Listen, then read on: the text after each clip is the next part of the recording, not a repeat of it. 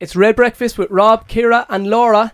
And for the day that's in it, we have one of Ireland's greatest exports in the studio today, Dara O'Briain. Good morning. Morning, Dara. Morning. It's great to be here. This kind of pre-dawn thing. What hour of the day is this? I know. It's not comedian friendly, is it? We've dragged you out of the bed after Very 3 much nights so. in the Opera House. Yeah. This is insane, lads. I'm just going to sit here and just rub my eyes for 10 minutes while try to go. Do people actually, can they function at this hour of the morning? This is a lion for us This is now a at this lion, stage. yeah. I You're must all have heroes. scored Get a no lion, sympathy Dara. here, Come boy. on. This is no sympathy.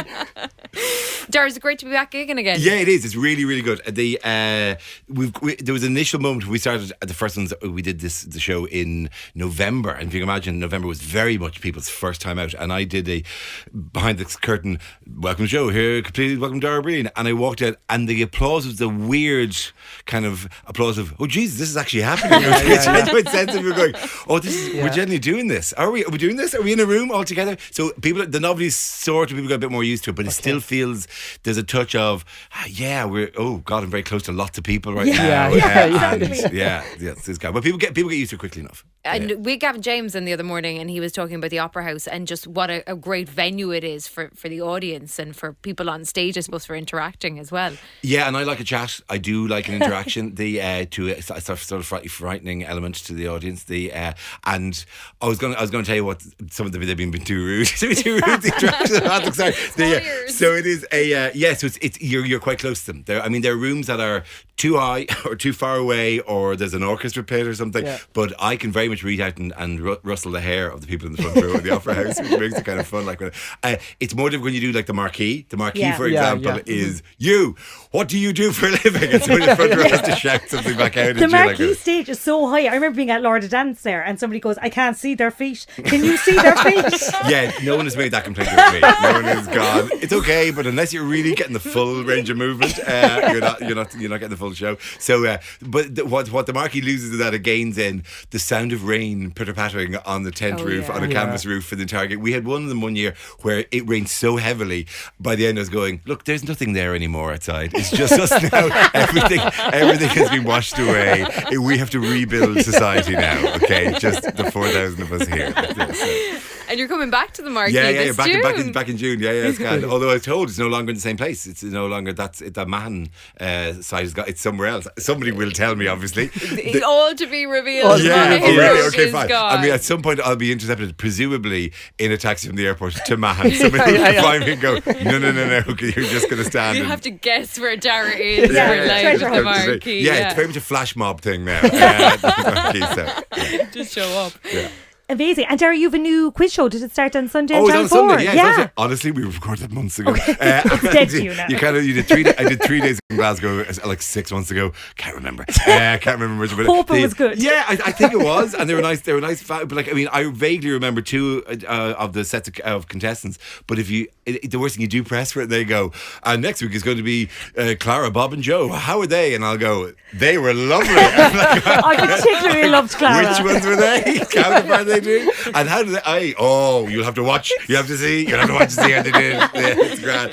Oh no, you do these things. You do them in a block, and so it was very much a lockdown thing. And so it was. Yeah, it's interesting. Very much series 1. It's kind of a piloty series. We're going to tweak it and turn it. But it could be a nice tense thing. Because you could win $1 million, but you can't literally. Yeah, if you get everything right, you win $1 million. Oh my god, it's tough. You won't. There's no millions going to be won. It is very much while we'd like people to win $1 million. Trust me, we're not throwing millions at people. We can't. Dara, I'm the MC for the parade today. So if you need any tickets, I'll get you sorted out. Obviously, do you have any plans for the day? I'm getting out of here. It's what I'm doing. It's funny because people say that I've been living in London 20 years. People go, "What are you doing for Paddy's Day?" I'm not doing anything. It's just a day. It's just really to the extent that I don't know if I was somewhere. What do you do? Do you look at? I mean, I was in Dublin for the first time seeing the parade in like 20 years, a couple of years ago. You can't see it, and it was just me and other tourists standing behind Dubliners who were on ladders for the crowd, and it's me and other tourists going, I can't see anything here. we didn't know to bring a ladder. And he's tall, to like. see. Yeah. Imagine how I felt before I got the MC job. So I've never seen a parade. There was one point where it looked like, because we've had to rearrange these. The ones we've been doing this week were rearranged in January. Back from the Dream gig. The Dream gig was the government said, look, you can do. Of course, you can do the shows, but you can do them to a half full room twice in the same day and be finished by 8 and walk out into a deserted town centre. And I went, I'll pass. I'll pass. Thank you very much. So we moved them, and at one point it would look like we might have had to do Belfast on Thursday. So it would be Cork, Belfast. Now it's now moved. But there was a point where I had to explain this to people who were booking the gigs, my agents in London. Lads, I can't wake up in Cork to get to Belfast on Paddy's Day, because I'd have to get into the train, and I'm trying to explain to I'd have to get into the train that comes into Euston and then cross Dublin in the middle of the parade. And literally, and just the notion of whoever, I thought he was or somebody going, well, who's this in the middle of the parade? Oh, it's TV's funny man Dara O'Briain angrily fighting with Mockness to go, like, get out of the way, I'm trying to get to Connolly Station. What funny jape is this? As he tries to bring a suitcase through the parade, so luckily I was absolved that. But no, Isaac Connolly, when you've been out of the country for a while, the kind of recedes of it, like, as a thing. You don't go, oh wow, it's a Thursday. We must do something. Thursday where I might wear some green. Maybe not.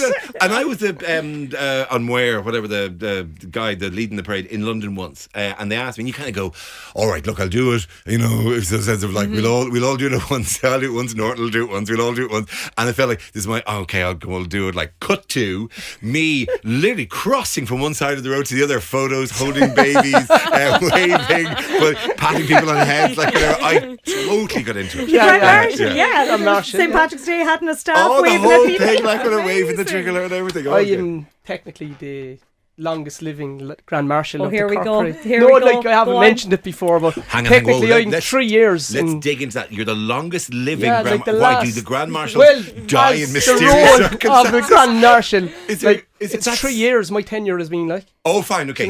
So I actually know I'm not dead. Let me just correct. You're the longest running Grand Marshal. Not longest living. It's not in the world, we've had a series of unfortunate accidents. All of our Grand Marshals have died.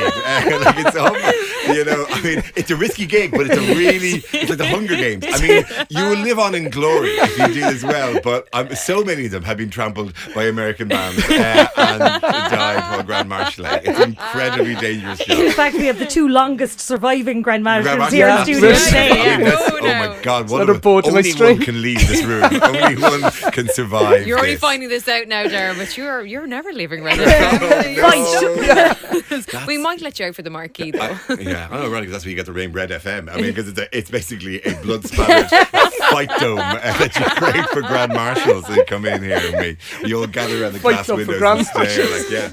The lesser-known fact. We're going to be giving away tickets, Dara, to see you in the Marquee on June 23rd later this morning. Thanks so much for joining us here on Red Breakfast, and we better let you get on that plane back to London, just in case they need a Grand Marshal in an emergency. Okay, because that's what even though the parade was last Sunday, but sure, look, I'll walk down Piccadilly, I'll walk down waving at strangers. Why is he waving? How are you? It's just Thursday. No, it all gets banged up. Even some of my shamrock. The real parade is happening when Dara gets back. Thanks so much for joining us. Thanks, Dara. Always great to have you, and chat to you soon.